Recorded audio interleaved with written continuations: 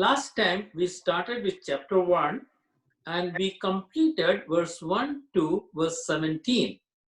And I mentioned to you last time that the church at Rome was initiated by the people who came to Jerusalem during the Pentecost.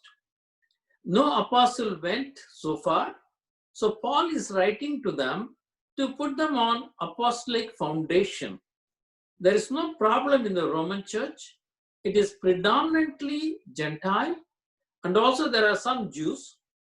And in Rome, unlike the other places like Ephesus, Philippi, Colossae, Corinth, where in one town there was one church, in Rome there were many groups, many churches. So Paul is addressing to all of them, and he's talking and giving a wonderful biblical teaching and an apostolic teaching, laying a foundation of the Christian belief system to the Romans. Now, we have seen last time when we studied verse 1 to 17, he gives the normal greetings and he mentions his desire to visit Rome. In fact, he's planning to go to Spain, so he's thinking that he will go via Rome and is preparing the Christians at Rome for his visit to Rome. Then he talks about the gospel in 16 and 17, where he says two things. One is, I'm a debtor. You know, the word which used debtor, that means when you know the gospel, that gospel belongs to your neighbor and you're supposed to hand it over to him. You are a debtor to the neighbor if you don't give the gospel. That's what Paul is having, that kind of a understanding and feeling. That's the reason he was foremost all the time, wherever he went, transferring the gospel which he knew to others. Second thing he says, it is the power of God, the just shall live by faith. So gospel is not just a message. It is the power of God exhibited in the life of a believer. So he has to show his faith in the promises of God. Therefore, the just shall live by faith. That's what we studied so far. We are going to start with verse 18 and we'll go right up to verse 32. That is, we'll complete chapter 1. And here, Paul is talking about God bringing his judgment on mankind because they refuse to believe in him. And Paul mentions certain things, how God revealed to everyone. That's what he's bringing now. God's revelation to everyone is talking about it. Not that somebody goes like Paul and preaches. No. Every human being has got a revelation of God. He talks about it here. And when you reject that, what happens to their life? How the judgment of God falls on them. That is what he talks about in verse 18 to verse 32. I'm going to read a few verses and we'll start going with that. Now let's look at verse 18. Romans chapter 1 verse 18. For the wrath of God is revealed from heaven against all ungodliness and unrighteousness of men who hold the truth in unrighteousness, because that which may be known of God is manifest in them, for God has showed it unto them. Shall we look to the Lord in prayer as we start studying this passage? Loving Heavenly Father, we say thank you to you for the time you have granted to us to study Romans chapter 1 verse 18 to 32. Help us, Lord, in the meditation of your word. Pray for everyone who is on this Bible study. Open our understanding. Speak to us through your Spirit and help us to understand what is written in these verses. And it may be of great application to us while we live on this earth. that we may grow into spiritual maturity and understand your ways and your judgment.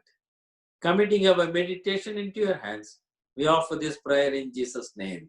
Amen. Now look at these two verses. The first thing he says in verse 19, because that which may be known of God is manifest in them, for God has shown it unto them. Now, Paul is bringing a statement or an argument here that God has revealed certain things, not the entire lot, certain things about himself and his divine qualities to all men, everybody. You don't need to go and give them a word of God. You don't need to go and preach that. God has revealed to them, he says. And when they reject that revelation, that's what is mentioning here. Verse 18, the wrath of God is revealed from heaven against them. Why? All ungodliness and unrighteousness of men who hold the truth in unrighteousness. Now, he's talking about a truth which God has revealed. But man, when he looked at the truth, he turned it into unrighteousness. Therefore, God is bringing his judgment. Very relevant. We need to understand what he's talking about. Let's go further. Verse 20. For the invisible things of him, that is of God, the invisible things of God, from the creation of the world, have you noticed? From the creation of the world are clearly seen. Another, you see the statement Paul is making? The invisible things of God, God cannot be seen, is invisible. But however, the invisible things of God are seen from the creation of the world, very clearly it says, being understood by the things that are made. Now he's telling that you look around you yourself, the world, the stars, the moon, the sun, the entire universe. That's what he's talking about. You look around, being understood by the things that are made. They are there. Even his eternal power. Now he's talking about the eternal power of God which created everything. That's what Paul is coming to. And deity, deity is Godhead, God. Someone who has the authority and the power to create something out of nothing. You get it? What's the difference between a human and a God? Deity, they call it, divine. What's the difference? A human being, you and I, can create something out of something. We cannot create something out of nothing. But God can create something out of nothing. That is deity, we call it. So that they are without excuse. He says mankind is without excuse because when you look at the creation of God, you need to come to a conclusion of the truth, the eternal power of God. Look at the statement Paul makes. Verse 21. Because when they knew God, they glorified him not as God. Here is a statement. When mankind, human beings, see the entire universe, they knew God. Paul is making a statement. We are going deep into that. Everybody knew that somebody brought it up. When you see something in the world, in the universe, a sun, moon, you ask a question, how did the sun come into being? How did the moon come into being? How is the earth come into being? Even when you study all these things, the question comes, how did they come? The Creator created all these things. That is what Paul is bringing. Now, look at this. Because when they knew God, verse 21, So they realized that there is someone all-powerful, someone who created all these things. They glorified him not as God. Right. Very nicely is bringing him. So you see a person, all-powerful, almighty, who could create all these things. But man, when he looks at the entire universe, he says, wait a minute.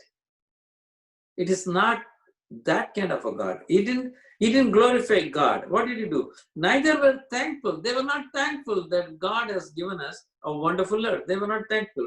Became vain in their imaginations. I want you to understand that. Imaginations, our thinking process. Wait a minute, I'm a human being. I have a thinking process. I have a reasoning. I will tell you how the earth has come into being, how the sun has come, how the moon has come. I will come in my imagination, and their foolish hearts were darkened. Look at the argument Paul is putting. Just taking the creation, he says, God has revealed himself in the creation. Verse 22, professing themselves to be wise, they become fools.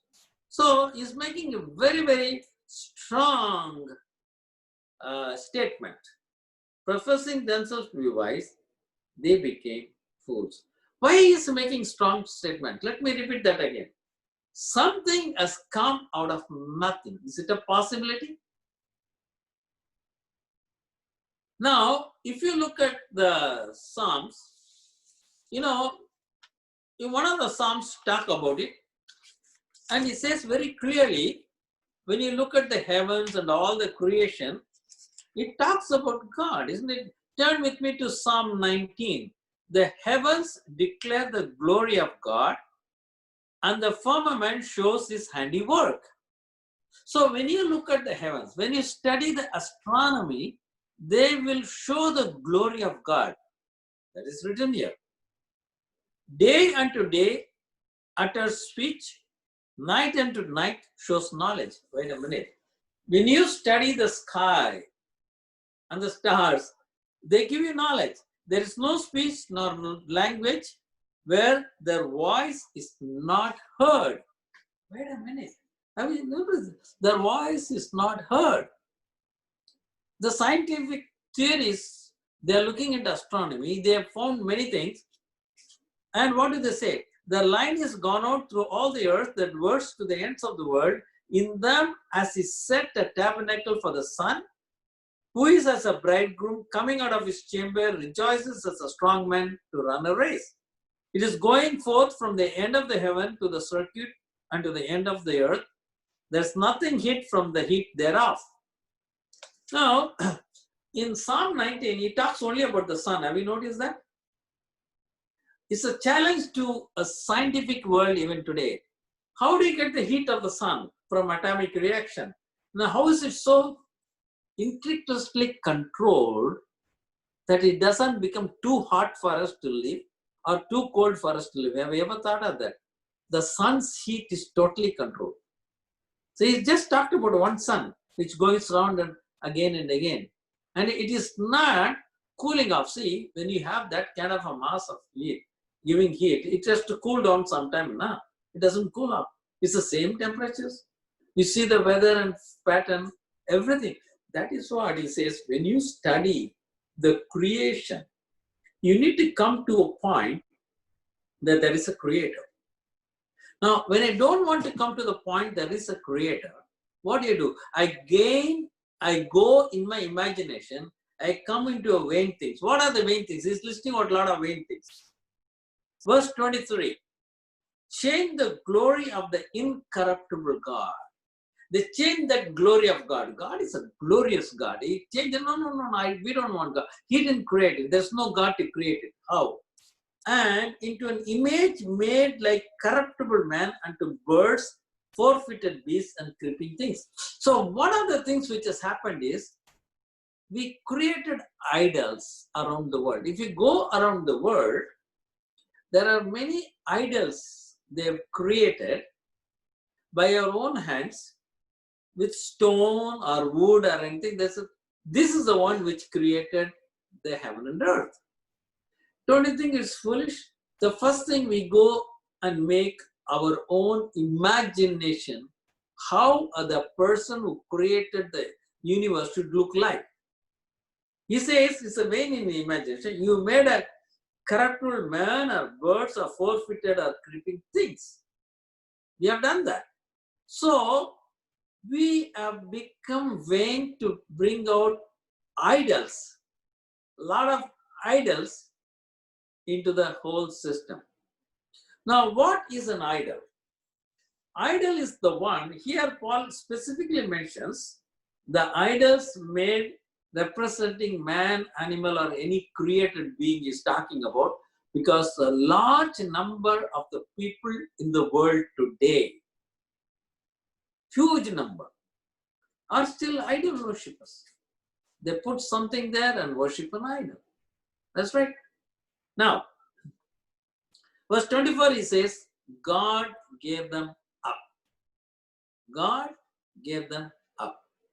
Now, come back to this again, verse 23. They changed the glory of incorruptible God. Okay.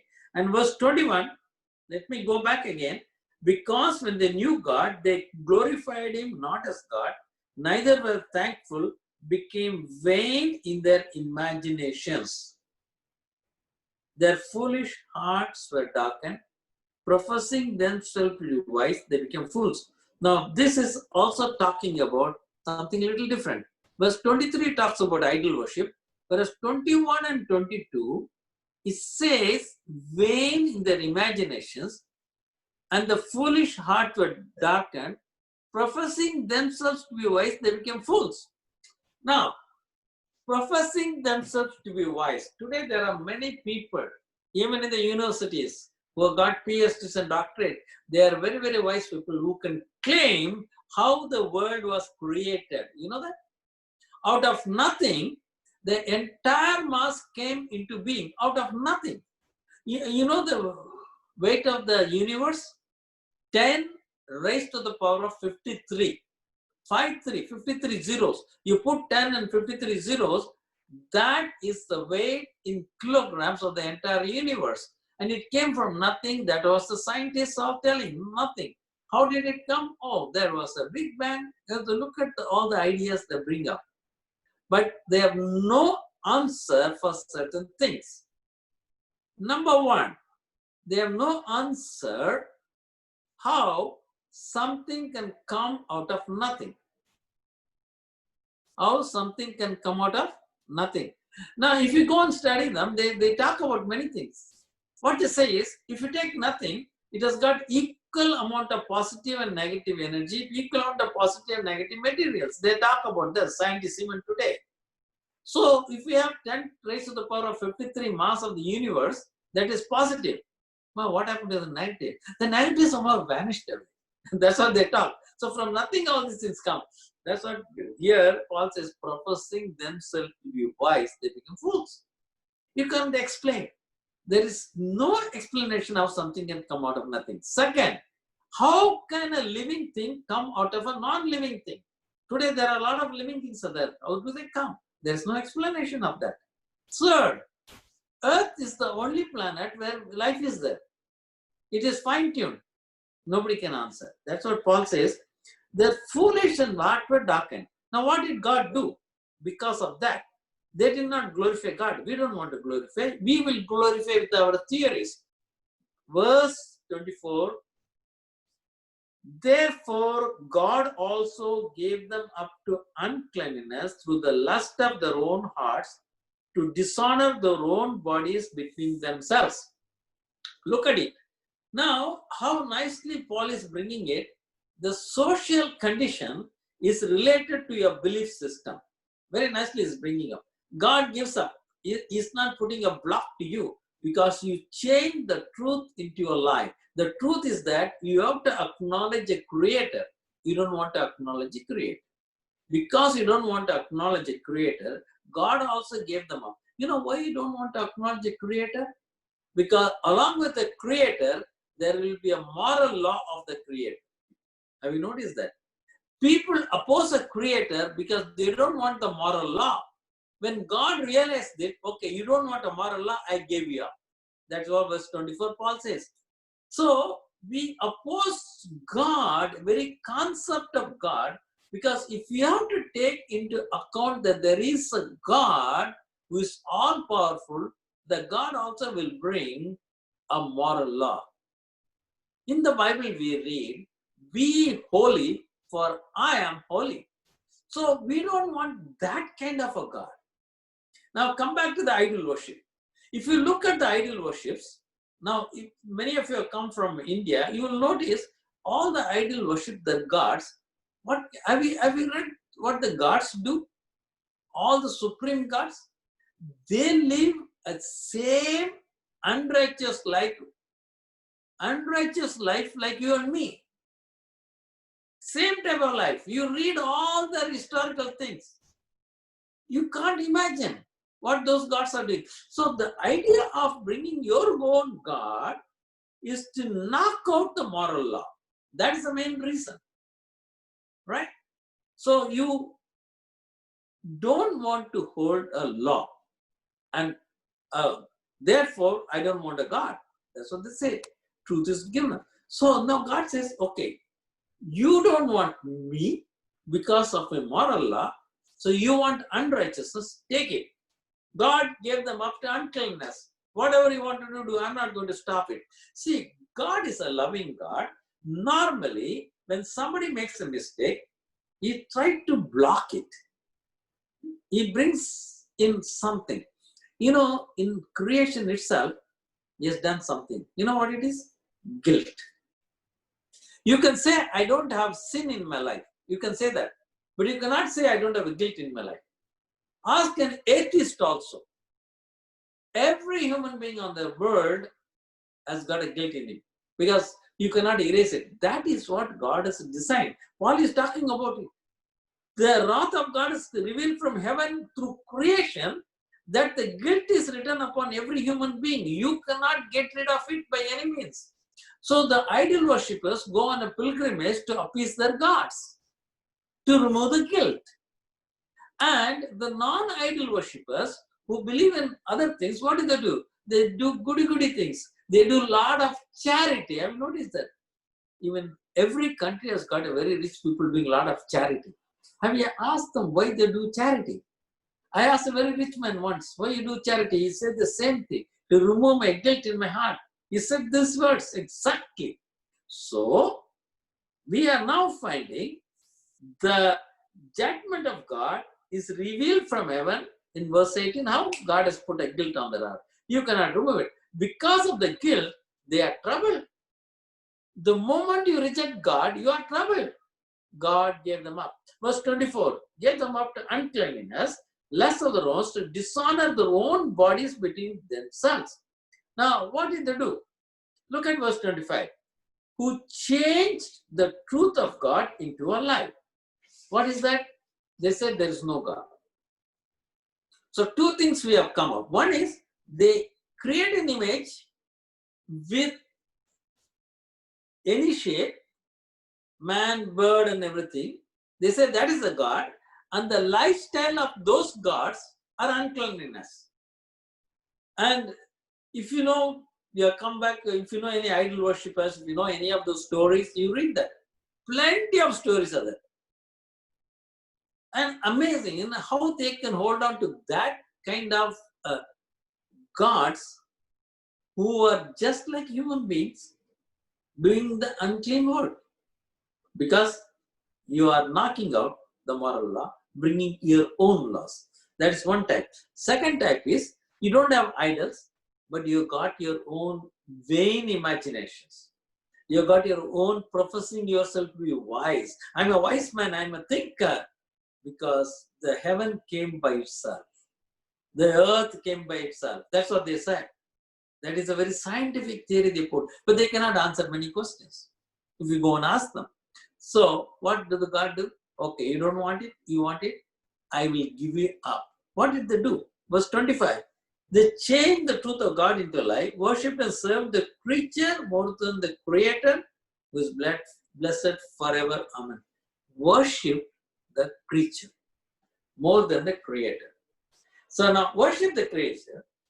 The idol worship is a couple of them.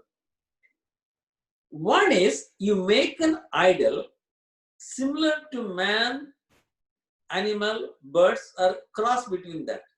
Those of you will know that. Very many shapes of that. Another idol is worship the creature, that I am God myself. You focus on yourself. If you look at the Western world, it focuses more on the self.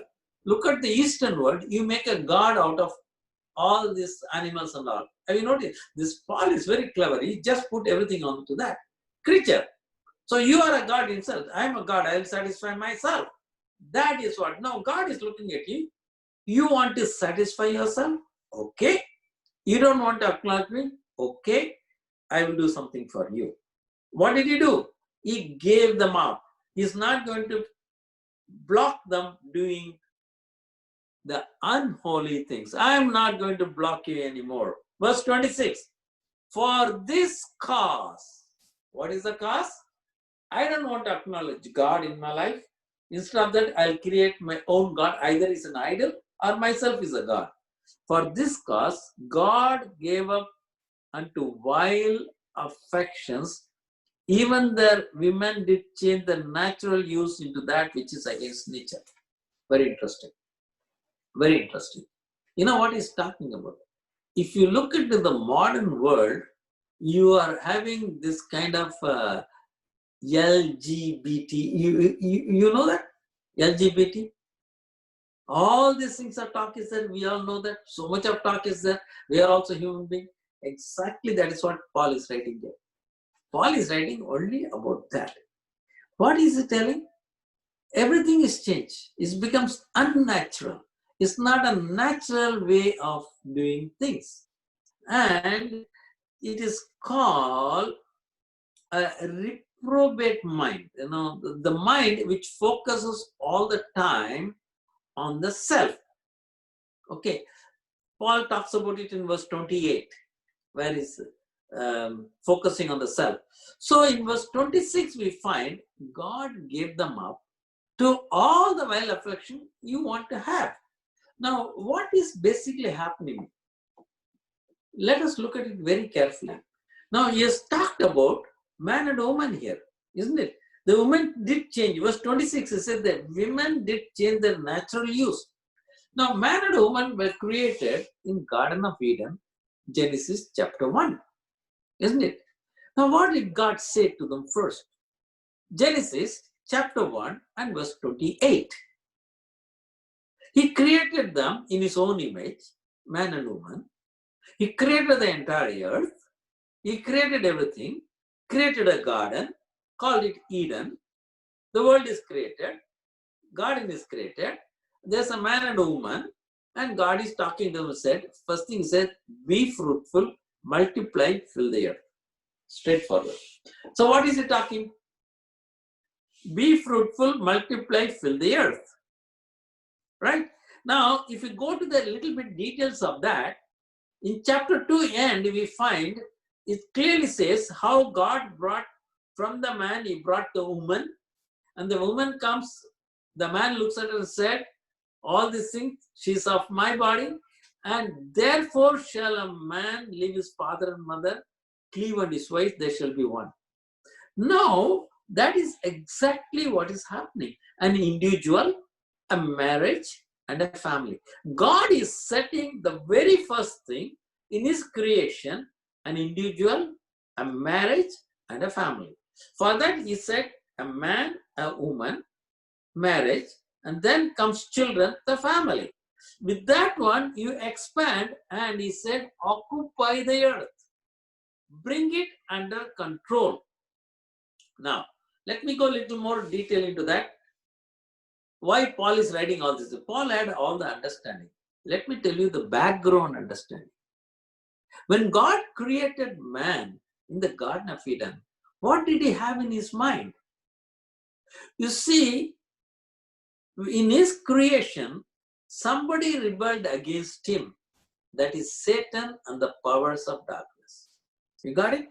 Satan and the powers of darkness. And Satan, when he looked at Jesus Christ, what did he say?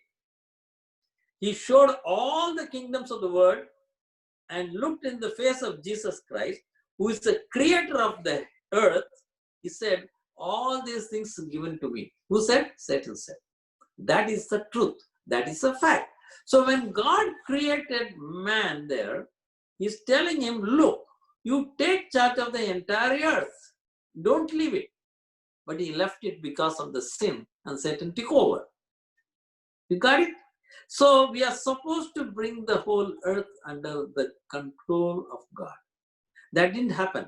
It's going to happen by the second Adam, Jesus Christ, when he comes back to earth and rules the world from Jerusalem. The 1,000-year rule of millennium rule will bring it back. It's going to bring back. Now, in order to do this, God, when he created man and a woman, he established individual, then a woman, then a marriage and a family. Now, the first thing what Satan will do is knock out the marriage. You are in with me? The very first thing what Satan will do is break the marriage. That's what it is. That is what Paul is referring here. How he refers it? He says that when man looks at the creation, he goes into idol worship.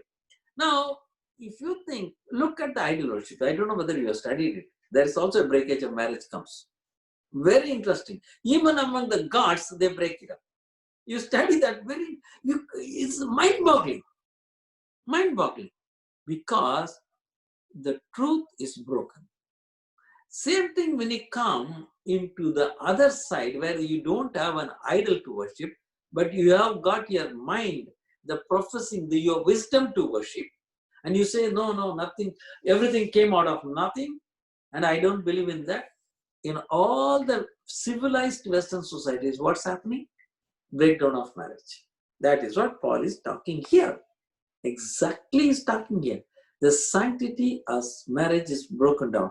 Jesus said, talking of the marriage, what God has joined, let no man put asunder. Now, what is that which is important in marriage, which they are breaking? You know what they are breaking? The commitment in marriage. When you break a commitment to a person whom you see, your commitment to a God unseen is also broken. So everything, the relationship goes without any commitment. I satisfy myself. That's it. No commitment. That's all. Me, myself is the God. That is how it is coming.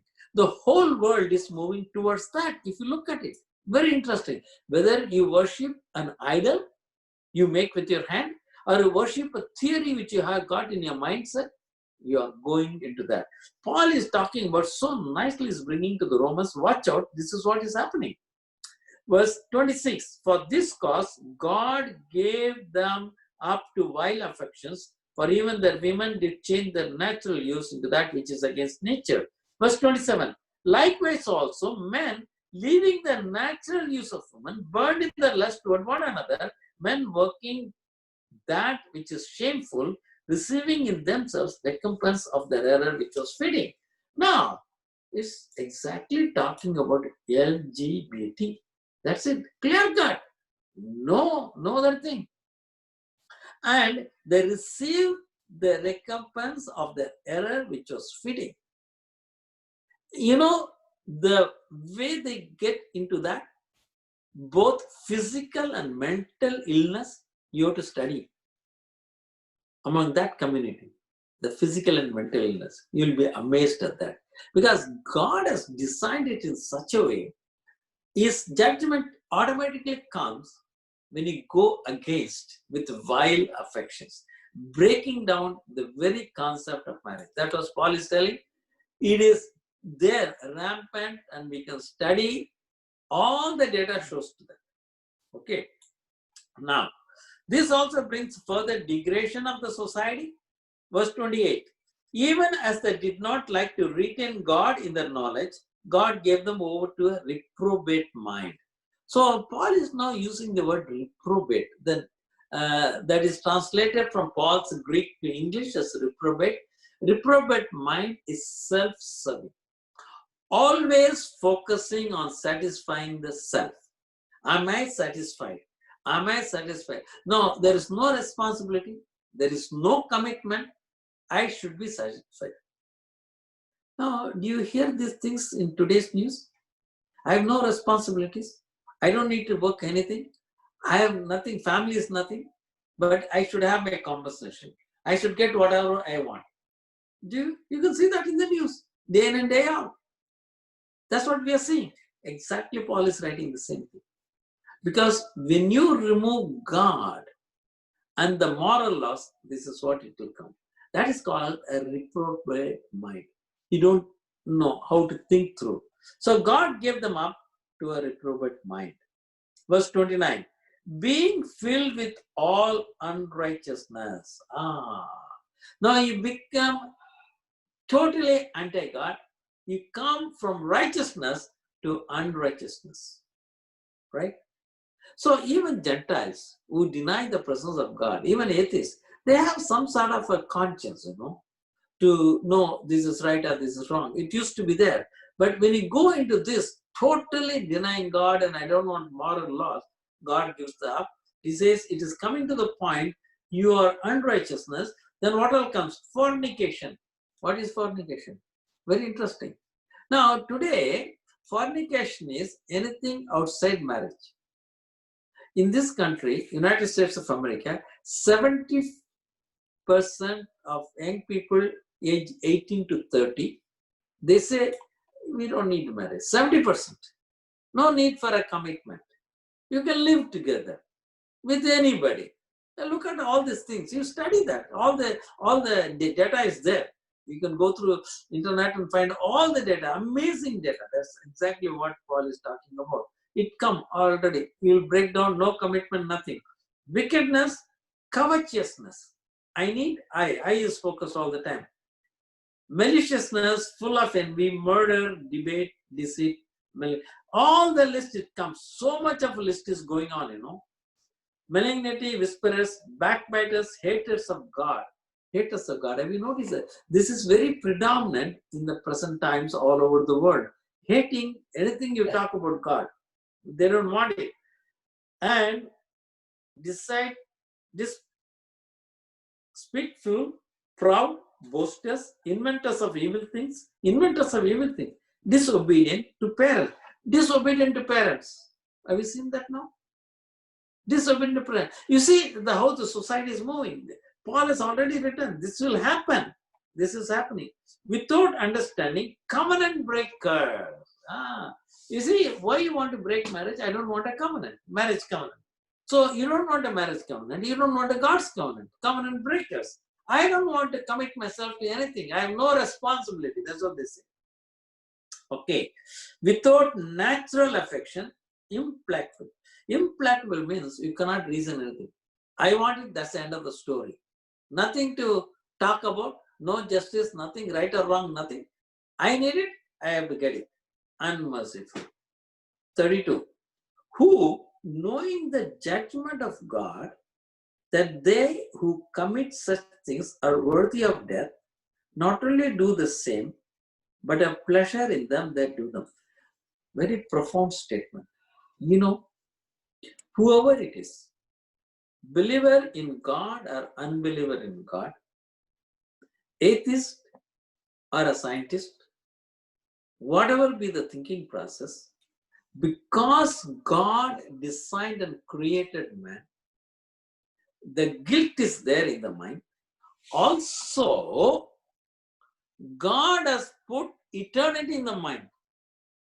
So that is why man always thinks, what happens to me after death? Most of the people always are afraid of death also. Why should a man be afraid of death if he believes in all these things? They believe in all these things, still they are afraid of death. Why?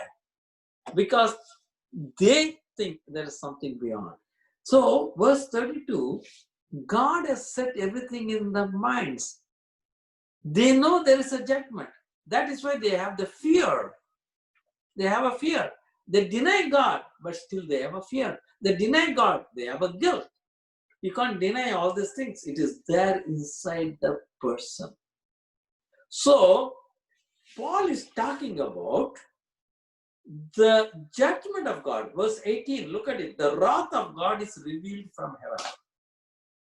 So when you go away from God, denying the existence of God, because you don't want the moral law of God, and you substitute the God with something, because why do you have to substitute, you tell me? You can say there's no God. You substitute because there is a proof of God in creation.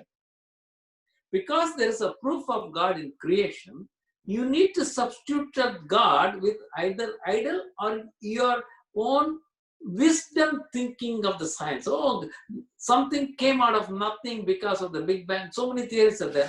Big Bang theory, this theory, that theory, they bring it out. But everything is faulty. You cannot prove anything. If you study that, they themselves are wondering how they can do that. How something can come out of nothing. I say, already explained to you all these things. Because you are holding on to that, the social thinking, the unrighteousness in the society will increase. That is exactly what we are seeing today. I say, look at the world. And the very concept of God is hated. Okay. So, Paul is saying the judgment of God is revealed. When they do that, they realize the judgment of God in their own lives. Very simple. Why should a man who denies God, who denies eternity, should be afraid of death? Have you ever thought of it? They are scared. Isn't it? The fear is there because there is something within them. God has set guilt. God has set eternity in their hearts. God has set his judgment also in their heart. You cannot erase it. There's no eraser for that. Nothing you can do to get rid of that. It is there. That's what Paul is telling. Who knowing the judgment of God, verse 32, that they which commit such things are worthy of death. Correct? So, many people, in fact, I have come across people, when they fearful of God, fear of death is capturing them, they are very fearful, thinking, I'm dying because I did something wrong. Now, who told you what you're doing is wrong? All the time you refuted everything, but still you feel wrong. So Paul is writing very nicely, very nicely.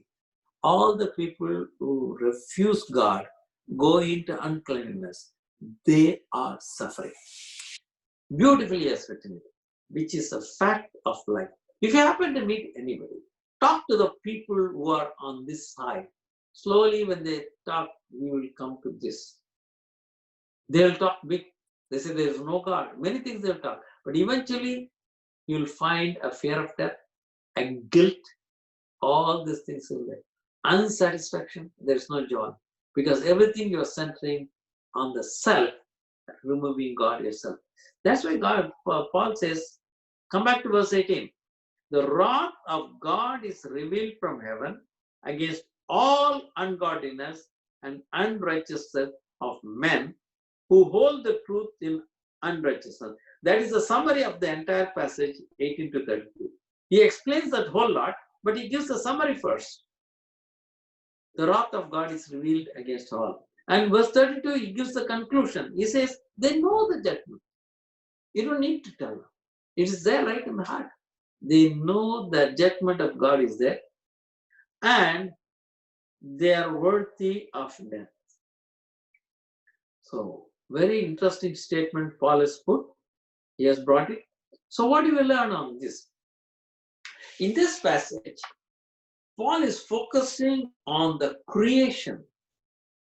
Out of that creation, we come to a conclusion there is a creator. And there must be an eternal power, because when you see the universe, today we are not even studying the entire universe. We can't go beyond certain limits with all the technology we have. The known universe itself is so huge. That's what Paul is talking. So we look at the eternal power of God, deity. He is God, all powerful. He talks about it. Then on that one, it comes the very first thing, man and woman and a marriage. Don't break it. That's the first thing the powers of darkness, Satan is darkness, will break it. That's what he says. And it is happening.